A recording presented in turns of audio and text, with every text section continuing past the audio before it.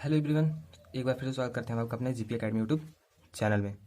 तो हम पढ़ रहे थे कक्षा 10 का अध्याय 1, जिसका नाम है रासायनिक अभिक्रिया एवं समीकरण, जिसका फर्स्ट टॉपिक था रासायनिक समीकरण हम कैसे लिखें।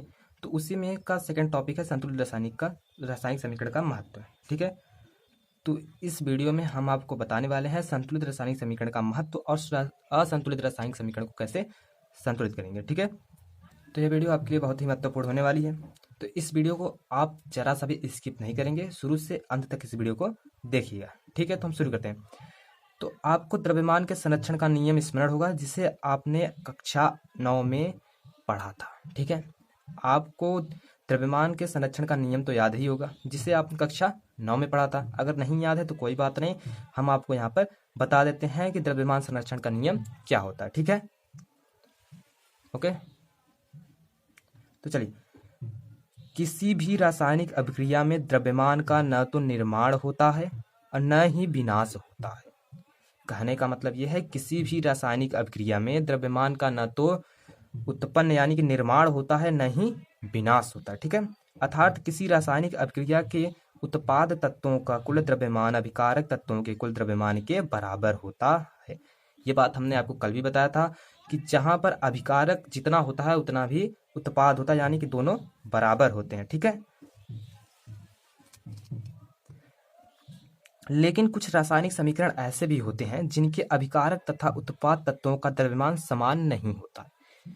आपने तो हम जो आपको बताए थे वो तो रासायनिक समीकरण क्या थे, संतुलित थे। लेकिन कुछ रासायनिक समीकरण ऐसे भी होते हैं जिनका जो रासायनिक समीकरण होते हैं वो असंतुलित होते हैं, जिन्हें हमें क्या करना होता है, संतुलित करना होता है। ठीक है, आइए हम रासायनिक समीकरण को चरणबद्ध संतुलित करना सीखें।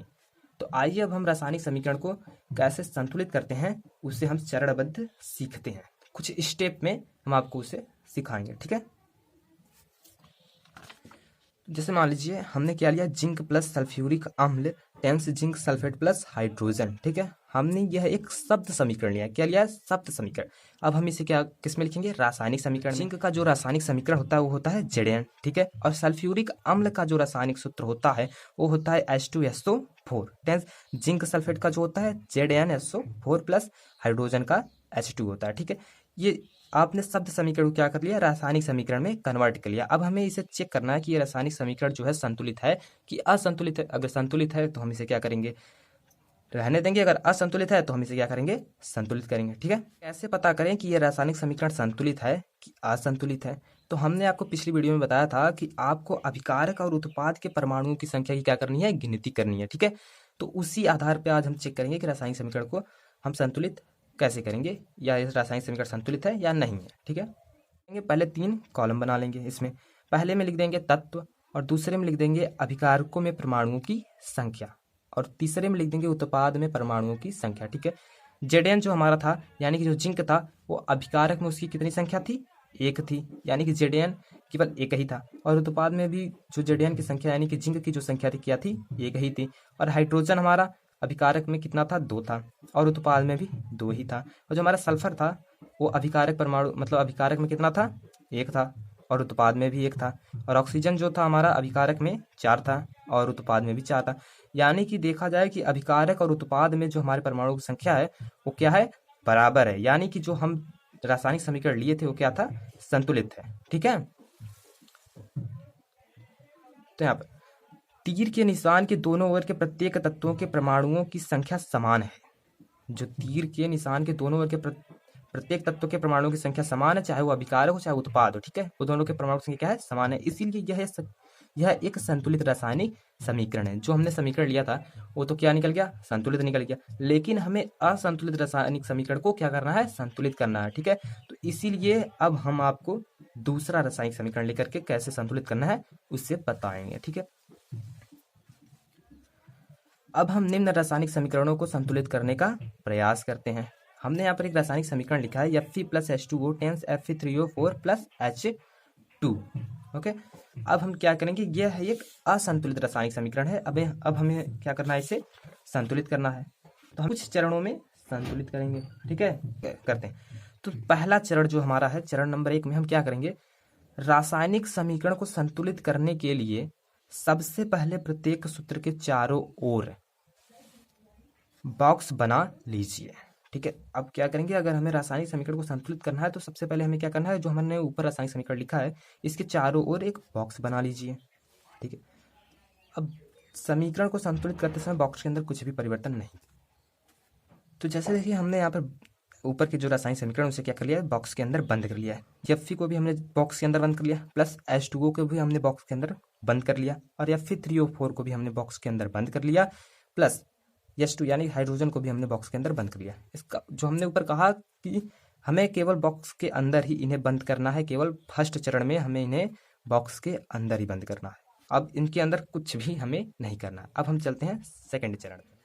तो चरण 2 में क्या लिखा है, असंतुलित समीकरण में उपस्थित विभिन्न तत्वों के परमाणुओं की संख्या की सूची बना लीजिए। तो यहाँ पर हम क्या करेंगे, असंतुलित समीकरण में उपस्थित विभिन्न तत्वों के परमाणुओं की संख्या की हम क्या करेंगे, सूची बना लेंगे। Fe, जैसा कि हमने आपको वीडियो में ही दिखाया कि जो हमारा रासायनिक समीकरण है उसमें Fe यानी कि लोहा जो हमारे अभिकारक परमाणुओं में था वो कितना था, जो हमारा अभिकारक में था, अभिक्रिया में जो भाग ले रहा था उसमें कितना था, एक ही था, और उत्पाद में कितना था, वो 3 हो गया। फिर उसके बाद हाइड्रोजन जो हमारा है वो अभिकारक में कितना था, 2, और उत्पाद में भी 2। ये तो मान लीजिए हाइड्रोजन तो बराबर है। अब ऑक्सीजन हमारा जो अभिकारक में था वो कितना है, 1 है, और उत्पाद में कितना है, 4 है। तो ये तो मैच ही नहीं कर रहे हैं ससुरा, कोई इधर भाग रहा है कोई उधर भाग रहा है। तो अब हमें क्या करना है, इन्हीं को मैच कराना है।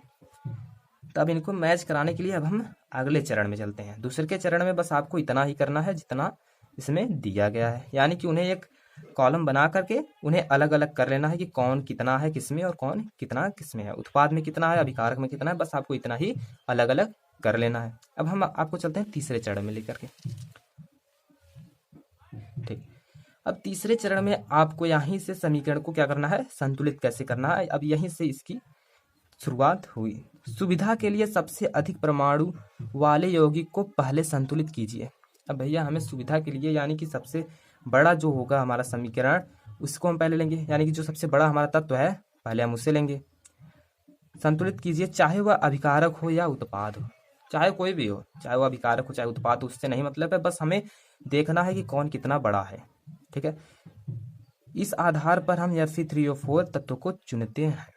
Fe3O4 को इस प्रकार, इसमें सबसे बड़ा जो इसमें सबसे ज्यादा क्या है, परमाणु संख्या जो इसकी है सबसे अधिक है, इसीलिए हमने इसे Fe3O4 को ही चुना है। ठीक है, कहा कि अगर हम बड़े को मार देंगे तो छोटे को मारने तो बहुत आसानी हो जाती है, तो इसीलिए सबसे पहले हमें क्या करना है, जो सबसे बड़ा है उसी को मारो, उसके बाद छोटे के ऊपर ध्यान दिया जाएगा। ठीक है, तो फिर हम यहाँ पर 3 कॉलम बना लेते हैं। पहले हम लिख देंगे ऑक्सीजन के परमाणु। हाँ, एक बात कहना भूल गया कि यहाँ पर देखिए ऑक्सीजन पर क्या है, सबसे ज्यादा परमाणु, जो परमाणु संख्या है ऑक्सीजन की सबसे ज्यादा यानी कि 4, इसीलिए हमने यहाँ से ऑक्सीजन को उठा लिया। पहले हम ऑक्सीजन को संतुलित करेंगे, उसके बाद आगे जो होगा उसे हम संतुलित करेंगे। तो ऑक्सीजन के परमाणु, अभिकारकों में, उत्पादों में, ऐसे 3 हमें कॉलम बना लेना है। ठीक है, प्रारंभ में हमें क्या करना है, H2O यहाँ पर देखना है ऑक्सीजन कितना है, 1 है बेचारा। यहाँ पर तो H2O में ऑक्सीजन कितना, अभिकारक में 1 ही है, O जो हमारा ऑक्सीजन वो कितना है, 1 है, और उत्पाद में देखा जाए तो जो ऑक्सीजन की संख्या कितनी है, 4 है। तो इस सूरज 4 कदम आगे भाग रहा है तो सूरज पीछे में रह गया। अब संतुलन के लिए हमें चाहिए क्या, अब कैसे हम इन्हें संतुलन करें कि ये इसके बराबर हो जाए। तो हम क्या करेंगे, इसमें जो है 4 से गुणा करा देंगे। ठीक है, और यहाँ पर क्या, यहाँ पर 4 है ये उत्पाद में, तो हम यहाँ पर क्या करेंगे, अभिकारक में 4 से गुणा करा देंगे। ठीक है, तो जब हम 4 से गुणा कराएंगे तो हमें क्या हो जाएगा, ये जो समीकरण है ये हो जाएगा बराबर। ठीक है, तो जैसे देखिए हमने यहाँ पर नीचे किया है Fe plus H2O tense Fe3O4 plus H2, तो हमने क्या किया, H2O में क्या कर दिया, 4 को ऐड कर दिया, यानी कि 4 से गुणा करा दिया, तो यहाँ पर हमारा हो गया ऑक्सीजन 4। ठीक है, अब आपके मन में एक विचार उठ रहा होगा कि क्यों ना हम 4 के ही ऑक्सीजन के नीचे ही 4 लिख दें। अरे तो ऑक्सीजन के नीचे 4 लिख दोगे वो तो बतिया ठीक है, लेकिन ये आपका जो रासायनिक समीकरण होगा ये हो जाएगा गलत है। ठीक है, इसीलिए जब भी इसे रासायनिक समीकरण को संतुलित करो तो उसके आगे ही आपको नंबर, चाहे जो भी नंबर ऐड करना हो उसके आगे ही ऐड करना है। ठीक है, तो अब हमने यहाँ पर क्या किया, ऑक्सीजन को संतुलित कर दिया। ठीक है, अब आगे चलते हैं, देखते हैं चरण नंबर 4 में क्या हो रहा है। चरण नंबर 4 में Fe तथा हाइड्रोजन परमाणु अब भी संतुलित नहीं है, इनमें से हम हाइड्रोजन परमाणु को संतुलित करते हैं। हमने क्यों हाइड्रोजन परमाणु को संतुलित करने की बात की, Fe भी था उसे भी संतुलित, जानते हो क्या, देखो, हाँ, यहाँ पर जो हमारा H है ये तो ऑक्सीजन के पास ही है, तो इसीलिए हमने क्या किया कि दोनों पास वाले को एक ही साथ पहले हमें निपटा देंगे, तब उसके बाद आगे देखा जाएगा। इसीलिए हमने यहाँ से क्या लिया, हाइड्रोजन ही चुना है। ठीक है,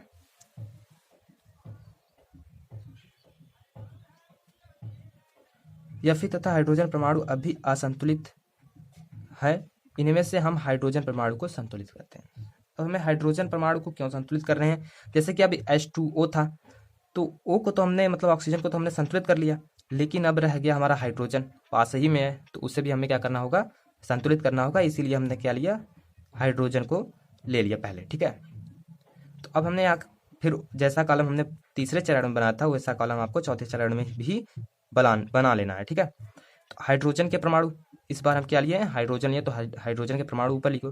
फिर उसके बाद दूसरे के कॉलम में आपको लिखना है अभिकारक में, यानी कि अभिकारक में इसमें कितनी इसकी परमाणु संख्या है वो यहाँ पर हम लिख लेंगे उत्पाद में। ठीक है, तो प्रारंभ में आपको क्या चाहिए, 4H2O में, यानी कि 4H2O, तो हमने ऑक्सीजन को जब संतुलित किया था तो इसका कितना लिया था, 4 लिया था, तो 4 × 2 कराओगे जब, तो कितना होगा, 4 दूनी 8, तो यहाँ पर हमने क्या लिख दिया, 8 बाहर ले लिया। ठीक है, उसके बाद उत्पाद में हमारा कितना हो जाएगा, 2H2O, मतलब H2 में हाइड्रोजन जो हमारा है उसमें कितना है, जो परमाणु संख्या कितना है, 2 है, तो हमने इसे बाहर ले लिया।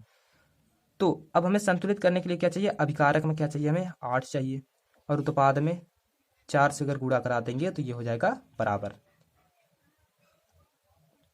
संतुलन करने के लिए हमें क्या है, अभिकारक में कितना हो गया, 8 मिल गया, तो हमें उत्पाद में भी 8 करना है, तो इसीलिए हम क्या किए, 4 से इसमें गुणा करा दिए उत्पाद में। तो जब उत्पाद में हम 4 से गुणा करा दिए तो कितना हो गया, 8। ठीक है, जब इतना कर लें तो अब हम रासायनिक समीकरण क्या कर लेंगे, संतुलित कर लेंगे। तो आपके सामने रासायनिक समीकरण है ये, Fe plus 4H2O tense Fe3O4 plus H4H2। ठीक है, 4H2। तो अब देखिए 4 दूनी 8, ये भी 8 हो गया, अब ये हो गया 4 दूनी 8 और ये 4, ये और ये हमारा जो हो गया क्या हो गया, संतुलित हो गए। अब बचा क्या है हमारे पास, चरण नंबर 5 में अब आइए, अब हमारे पास बचा क्या। अब हम पहले देख लेंगे कि अपने रासायनिक समीकरण में हमें बचा क्या है, बचा क्या, फेरस यानी कि लोहा बचा है, या फी। ठीक है, हमें क्या बचा, लोहा बचा है। ऊपर दिए गए समीकरण की जांच कीजिए तथा तीसरा तत्व चुन लीजिए जो अब तक असंतुलित है। क्या है, अब तक असंतुलित है। आप देखेंगे कि लोहा एक ऐसा तत्व है जो अभी तक असंतुलित रह गया, अभी तक जितने हमने संतुलित किया उसमें क्या गया, लोहा असंतुलित रह गया। तो चलिए हम लोहे को भी संतुलित करते हैं उसी प्रकार। तो लोहा यानी कि आयरन के परमाणु, जैसा कॉलम हम तीसरे चौथे चरण में बना रहे थे वैसा कॉलम आपको 5वें चरण में भी बना लेना है। लोहे के परमाणु अभिकारक में, उत्पाद में। प्रारंभ में हम क्या लेंगे, Fe, यानी कि जो हमारा रासायनिक समीकरण है उसमें लोहे का कितना परमाणु, तत्व का जो परमाणु क्रमांक है वो कितना है, एक ही है, और उत्पाद में कितना है, इसका 3 है। लोहे का उत्पाद में तो 3 हो गया। तो संतुलन के लिए हम क्या करेंगे, अभिकारक में क्या करेंगे, 3 से गुणा करा देंगे। ठीक है, और यहाँ पर तो 3 है, ये है, उत्पाद में जब 3 है तो इसमें भी 3 से गुणा करा देंगे, तो 3 में अगर 1 का गुणा कराएंगे तो 3 मिलेगा।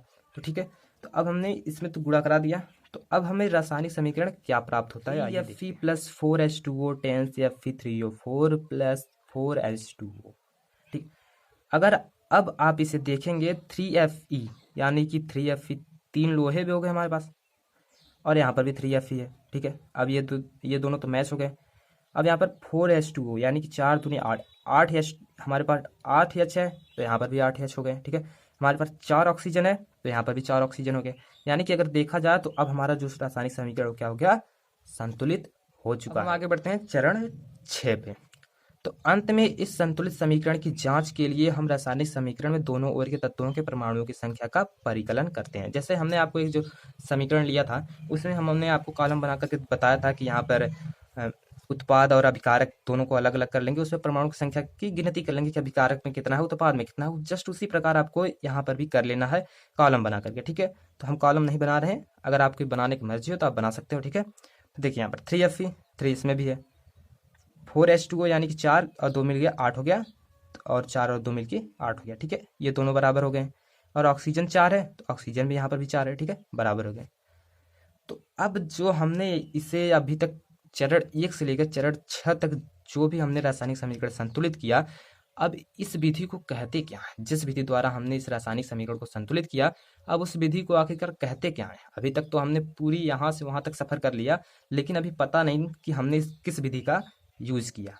चलिए हम बताते हैं आपने किस विधि का यूज़ किया यहाँ से 1 से 6 तक आने में। समीकरण में दोनों ओर के तत्वों के परमाणु की संख्या बराबर है, अतः यह समीकरण अब संतुलित है।